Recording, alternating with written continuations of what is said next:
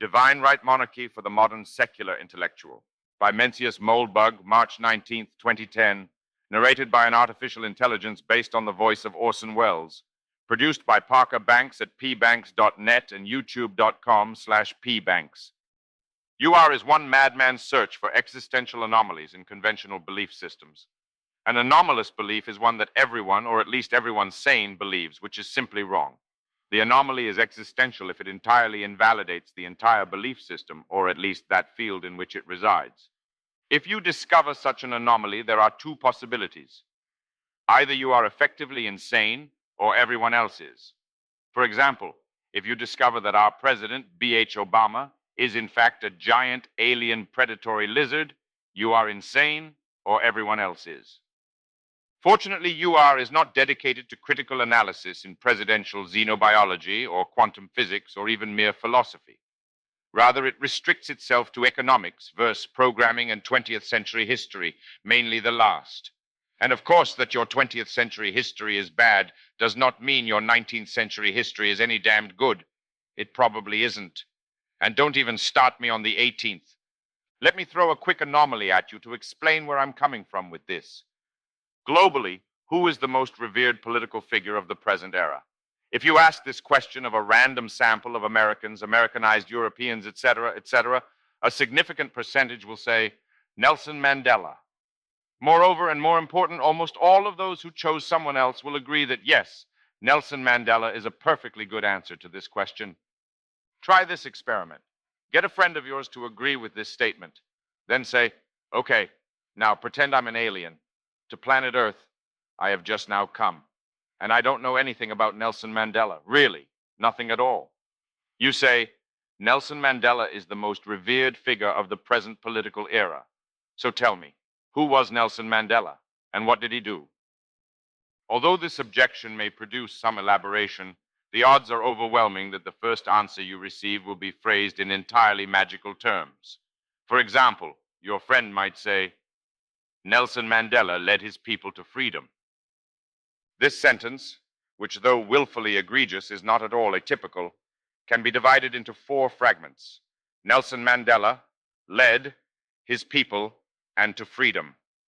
The first fragment is phrased in historical terms, Nelson Mandela. The other three are entirely magical. It is safe to assume that by Nelson Mandela, I, you, and your friend mean the same historical individual. We can state as a definitive matter of history that some process somehow involving this individual, Nelson Mandela, brought about a transition in the government of South Africa, to wit, the transfer in 1994 of effective sovereignty from the Nationalist Party, dominated largely by persons of Afrikaner descent, to the African National Congress, dominated largely by persons of sub-Saharan descent. Surely you, I, and your friend can agree on these facts, which is easy to take for granted.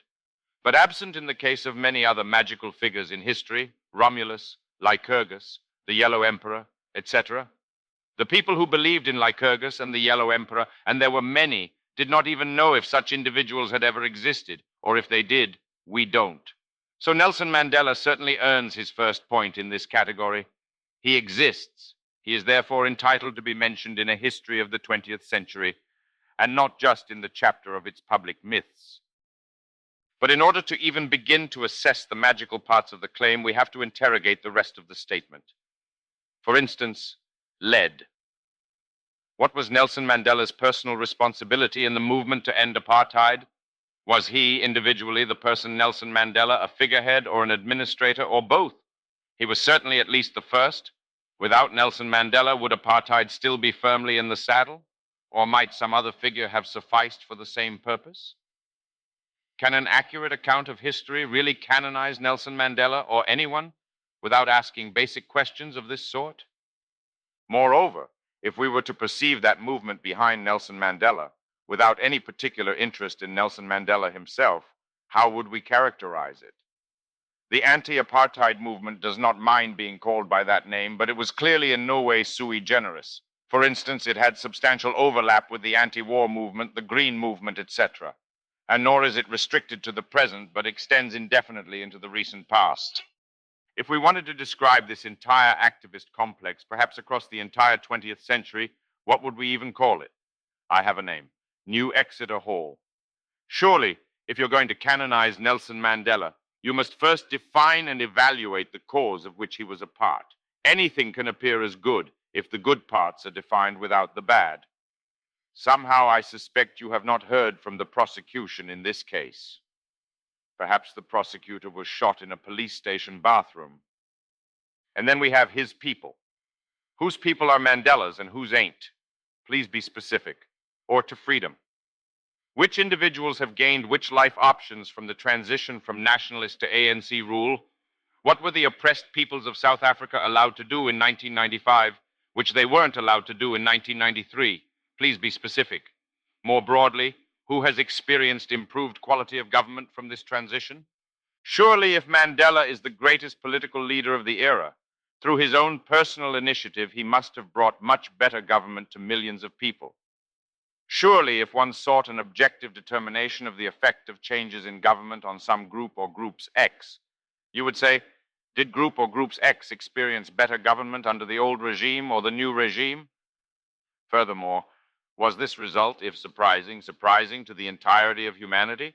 Or were there some predicted it? If so, who were these accurate predictors? Anyway, Nelson Mandela is not the subject of this post. But the point is, your friend actually knows nothing about Nelson Mandela, the historical figure. He cannot answer any of these questions. What he knows is Nelson Mandela, the magical figure. He is experiencing history via magic. Nelson Mandela is not really a historical figure to him.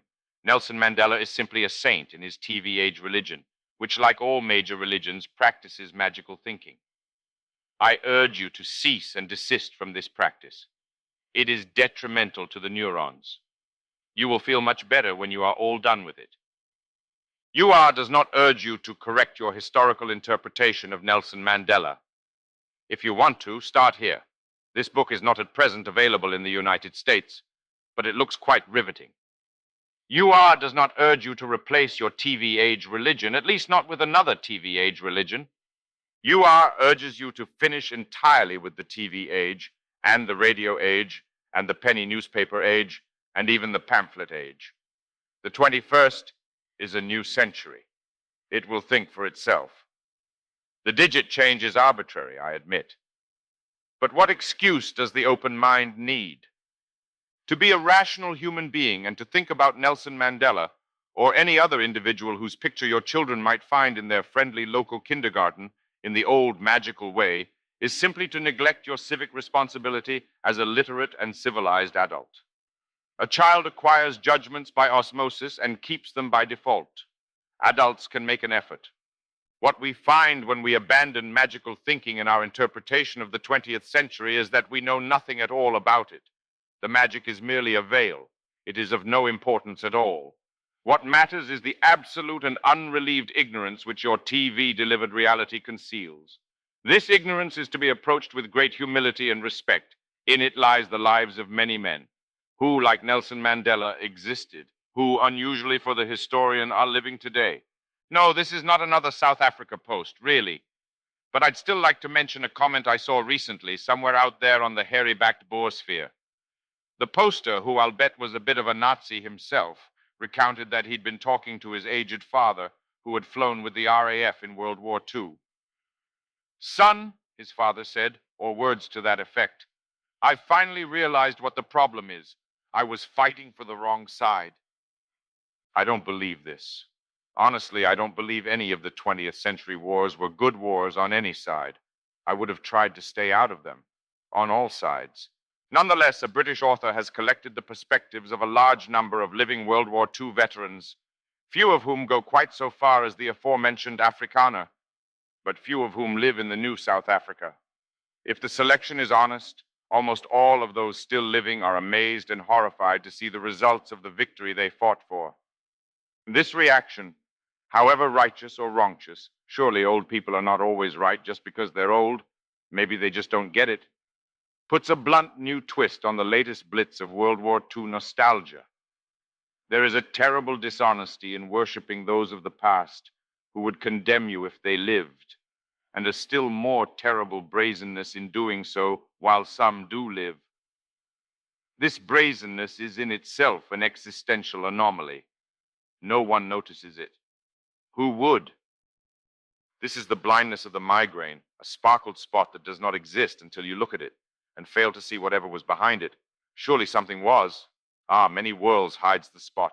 They can spill out and cover a hemisphere. They will. Woe, woe is us. Deeply woven is the lie. It has no name until you name it, so that you'll acknowledge a gaping, blatantly mortal wound in the magical 20th century.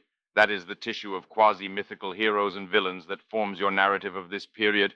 I'm going to clock you with another brutal hardball from out of left field. Israel. Last time we asked, are you pro-black or anti-black? Your support for the incredible PR deluge under which the old South Africa knuckled, though you thought it was pro-black and you remember it as pro-black, actually turned out to be objectively anti-black, as in, you thought your knee-jerk PR response, which various good hearts were playing like a violin, would have a positive material impact on the existence on South African blacks.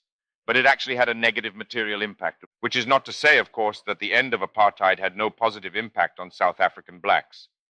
It had a significant positive impact on South African blacks, an emotional impact. Of course, this is not exactly a defense. Presumably, the emotional impact of the change of government was based on the belief that under the new, improved, black-staffed government, their lives would improve relative to the old, bad, white-staffed one, or more precisely, the old, bad, Dutchman-staffed one. Since, on average, their lives did not improve and, in fact, got worse, you have compounded your mistake with the even more sinister act of deception. But the winners write history, for now, and you celebrate your victory, which is nominally the victory of your client, a man and a brother. However, suppose the net effects of this struggle, for whatever reason, leave said man and brother far worse off, in all measurable capacities and by simple inspection, than if you'd never been involved. You feel pretty good, however. Your government has certainly not gotten any worse. Have you aided him? Of course you've aided him. You've withdrawn him from the clutches of your enemies, typically other white people. White people just like you, only worse. Needless to say, any ill that comes to the man and a brother in the battle or after is their fault. Thus, for instance, colonial Africa was substantially demolished with countless millions of deaths in the end of colonialism. In all measurable capacities and by simple inspection, it has nowhere near recovered. Naturally, both these assessments of the present, which almost everyone acknowledges, are accompanied by the caveat that all destruction and decay, present or past, is attributable in some magical sense to, wait for it, colonialism. Imagine post-colonialism debating colonialism on the subject. The former would be laughed out of the courtroom. The attacker is prosecuting the victim. But post-colonialism need not argue. For colonialism is dead, for no such court is ever held. Gentlemen, this is not a way to settle history. Sooner or later, the past must have its voice. There are no Mausers in the stacks. All those who dispute are dead as each other, and the worms alone prevail. So again, in the consensus interpretation of present world history, we see an irrevocable commitment to magical thinking. But I digress. Israel. Here again we find an existential anomaly in your present history. The Israel anomaly is not just exclusive to the present political left. It exists all along the spectrum, exclusively on the far left and often on the far right. The question this time is, are you pro-Israel or anti-Israel? Which seems like an easy question. However, as we'll see, there are two entirely different ways to answer it, both of which are apparently correct and which almost always conflict. The first answer is the conventional answer. That is, if you support conservative policies on Israel, you are pro-Israel. If you support liberal or progressive policies on Israel, you are anti-Israel. Somewhere between these must be a bipartisan center, neither pro-Israel nor anti-Israel. Perhaps this center is the habitual position of our own dear State Department, or perhaps states' Israel policies are too pro-Israel, or perhaps they are too anti-Israel. But we can easily see who is for Israel and who is against it, and there must be a center between them. Unlike the nature of Nelson Mandela, this judgment is not obviously magical and democratic in nature. In fact, the Israel problem appears so dry and bureaucratic, not to mention unsolvable, that it is the farthest possible thing from magic. Nonetheless, as we'll see, the political conflict in the Middle East is an entirely magical one. That is, the narrative of this conflict, not only as believed by the audience, but also by the players, is a magical narrative like that of Mandela.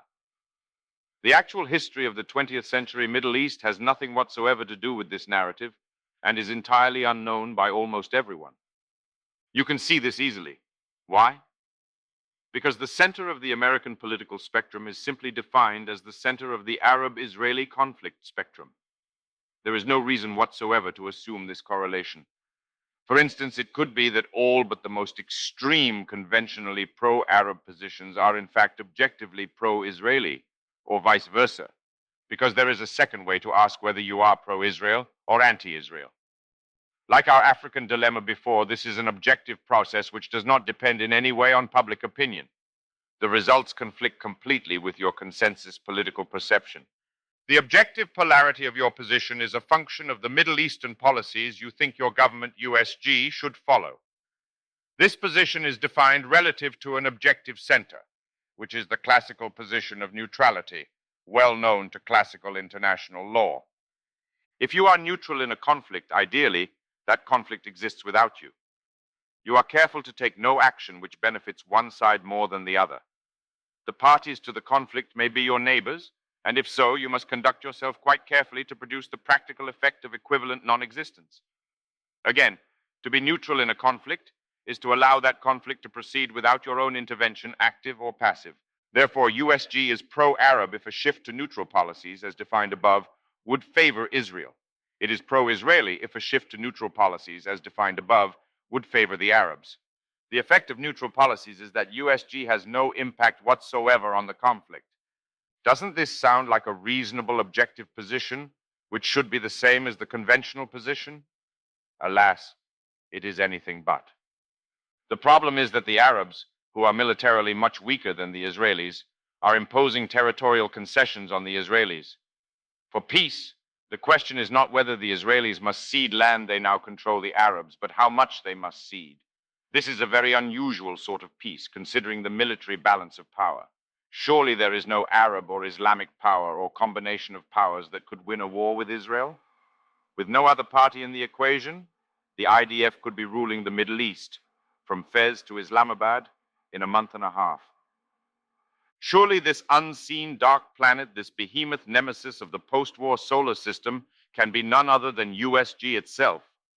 Given American neutrality, Israel need no longer fear the Arabs, because if they cause any trouble, she can conquer them from Fez to Islamabad. Given that the Arabs know this and are anything but stupid, they will make no further trouble. Peace in the Middle East, through the direct opposite of New Exeter Hall policies, which of course have had the last 60 years to try and solve the Arab-Israeli conflict.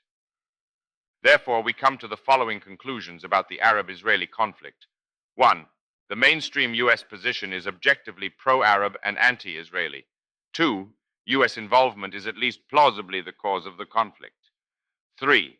The conflict is best described as a conflict between the U.S. and Israel, with the former's policies directed by its pro-Palestinian ruling classes, and the latter's contended between the pro-American left and the anti-American right. Again, you can sort out later what to make of this alternative narrative. The point is that my objective interpretation of the Middle East problem is A, at least somewhat compelling, and B, completely incompatible with almost everyone's perception of reality. Now, frankly, where you find one cockroach, you typically don't find just one. We've found two. We could wander around the beer cans and pizza crusts of the 20th century, slapping the blattidae here and there for as long as we wanted. But do we want that? No? We're busy people. Therefore, we'd like to find the nest, the fundamental misconception that leads naturally to all the rest. One thing I like to try to do is remember my original reaction as a child in the 70s and 80s to the present history of the world as revealed to me then by educational sources of unquestionable or at least unquestioned reliability. Of course, I could be just making this up. It is hard to tell. But I distinctly recall wondering, why did it take so long for human progress to achieve democracy? After all, you have many centuries of extremely sophisticated European Renaissance and post-Renaissance thought. Yet the victory of democracy on the European continent was not complete and assured until the lives of those now living. In England, it was not complete and assured until the 20th century. Only in America was it old, and even then not that old. And then there was the Roman Empire, and so on. Moreover, I learned in the real world today there were only two real alternatives: democracy or Hitler, or Stalin, democracy or tyranny. Yet when I read the history of Europe before the 20th century, that is, the century of democracy, I did not see anyone or anything like Hitler or Stalin. What exactly is the difference, as a matter of political organization, between the regime of Queen Elizabeth and that of Hitler? Democracy puts both in the same category: non-democracy, absolute personal despotism, to be exact. But there is a difference, isn't there? All these objections are neatly summed up in Churchill's famous aphorism, if it is really Churchill's. Democracy, whose flaws are not in any way secret, appears to you as the worst of all systems of government except for all the others. And what do you know of all the others? Nothing at all, of course, or at least nothing non-magical. Hence the statement sounds true because it is true, so far as you know. That migraine spot again. There's a hypothesis forming here. We notice that all our blind spots seem to be in the general area of political democracy. Where they lead to misimpressions, those impressions tend to cast democracy in a falsely positive light. What if democracy was like communism? What if for everything and anything in the world today that is broken, we could say accurately, it is broken because it is democratic? To fix it, get rid of democracy. This appears unthinkable, of course, to you. You were raised as a true Democrat. Note that if you'd been raised a true communist, you would have perceived communism in just the same way. And, of course, Catholicism and Islam and so on. But communism, which is in fact best seen as a splinter branch of the global democratic movement, is the best analogy because it is so recent. No, comrades, communism is not the problem. Communism, the problem? On the contrary, comrades, communism is the cure. We suffer, not because we have been true to communism, but because we have been untrue to communism. To get back on the right track, comrades, we must redouble our efforts to achieve communism, and so on. I think of this when I hear anyone acting under the delusion that they can restore the American political system, presumably to some imagined youthful vitality. The American political system. The true nature of that system, gentlemen, is now quite apparent. Long has it battened on the rest of the planet. Its final desert is now apparent. As any epidemiologist would expect, America was that country most resistant to American democracy. Resistance is not immunity. In the end, every elm must meet its beetle. So this is a quick and easy general purpose explanation which can shed light on a remarkable variety of apparent historical anomalies. As a people, we believe insane things because democracy has driven us all insane. After all, it's had 200 years to do so. Its edifice of magical thinking is a wonderful thing, ornate as a Disney castle, more worthy of admiration than destruction. Sadly, it is the castle of evil, and God's sweet fire will melt it in a flash. Here are 3 words that will permanently cure you of democracy, if any 3 words can. Imperium is conserved. That is, no form of government can be defined as ungovernment or self-government. There is always a government. There is always a process by which this government makes decisions. This process always consists of the decisions of one or more human beings and no other party or force. Therefore, either you rule or you are ruled by others, typically the latter. As main rights in popular government, democracy is a form of government. In other words, it lacks any spiritual connotation. Like any form of government, it can only be judged by its results. As who writes? In what? Here is one old book that can cure you, if any old book can. Popular Government, 1885, by Sir Henry Maine. Read it once, read it twice, read it 3 times. It's free. It explains everything, just about. Well, not quite, but almost. Once you've read Maine, perhaps you are ready for Filmer. And with just those 2, you can be right back on track. Of course, the 21st century may start to strike you as pretty bizarre, but it is, you know. But if old books are not your scene, once again, Imperium is conserved. Taking this as our lodestar, we have no trouble in diagnosing the fundamental disease of democracy. The condition, which is incurable, is imperial decay. That is, the broadening of the decision process from a single executive decision to a universal suffrage election. The Democrat, who is typically also an aristocrat, thinks or allows himself to think that by dethroning the king and transferring the king's powers to an assembly, he is destroying the sovereign imperium. But he is not. He is only dispersing it. If some alliance of Democrats so much as renders the king subject to the rule of law, They are transferring the king's judicial powers not to no one, but to a concrete human body, a judiciary. They have fragmented the imperium and produced the constitutional solecism of imperium in imperio. Their monarchy is certainly doomed, at least in any substantive sense. And thus men laid centuries ago the foundation for all our feral subway youfs. Imperium fragments irreversibly and entropically, monarchy descending to oligarchy, oligarchy to aristocracy, aristocracy to democracy, democracy to mere anarchy, which fruit has taken many a year to ripen.